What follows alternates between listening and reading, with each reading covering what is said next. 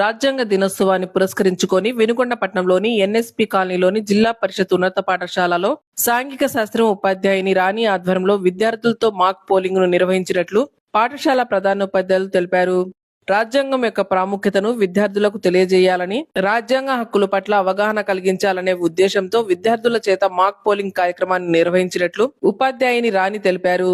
విద్యార్థులు ఎంతో ఉత్సాహంగా మాక్ పోలింగ్ కార్యక్రమంలో పాల్గొన్నట్లు ఆమె పేర్కొన్నారు. మంచి హామీలు ఇచ్చాను, వాళ్ళందరూ నన్ను గెలిపిస్తారని ఆశిస్తున్నాను. 1949 నవంబర్ 26న రాజ్యాంగాన్ని ఆమోదించడం జరిగింది. కాబట్టి ఈ రాజ్యాంగం యొక్క ప్రాముఖ్యతను విద్యార్థులకు తెలియచేయాలని, రాజ్యాంగం యొక్క అవగాహనను విద్యార్థులు కలిగించాలని చెప్పేసి విద్యార్థులకి మన పాఠశాలలో మాక్ పోలింగ్ ను కండక్ట్ చేయటము జరిగింది.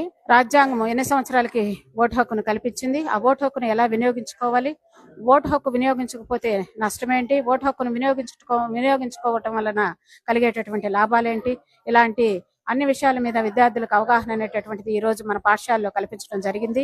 ఈ అవకాశాన్ని ప్రధానోపాధ్యాయులు మాకు కల్పించినారు.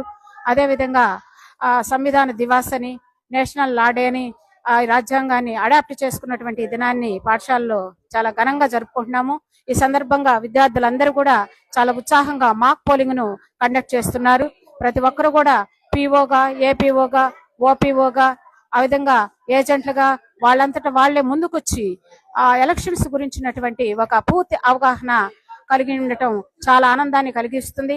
ప్రజాస్వామ్య దేశంలో ఎన్నికల యొక్క కీలక పాత్రను అర్థం చేసుకోవడానికి పిల్లలకి మాక్ ఎలక్షన్ నిర్వహించడానికి మా సోషల్ మేడం గారు, రాణి మేడం గారు ముందుకు వచ్చారు.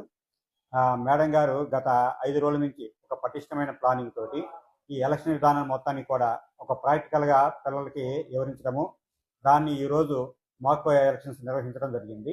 రాష్ట్ర ప్రభుత్వం వారు భారత రాజ్యాంగం పిల్లల కోసం అనేటువంటి పుస్తకాన్ని విద్యార్థులందరికీ ఉచితంగా అందజేయాలని పాఠశాల విద్యాశాఖ రూపొందించింది. నా పేరు కృపారాణి, నేను 9వ తరగతి చదువుతున్నాను. మా స్కూల్లో జరగబోయే ఎస్పీఎల్ ఎలక్షన్ లో నేను పాల్గొంటున్నాను. నేను గెలుస్తానని నేను ఆశిస్తున్నాను. My name is Hepsiba, 9th class, ZPHS school, NSP colony, Vinukonda. నేను మా స్కూల్లో ఎస్పీఎల్ ఎలక్షన్స్ జరుగుతున్నాయి, దాంట్లో నేను పార్టిసిపేట్ చేశాను.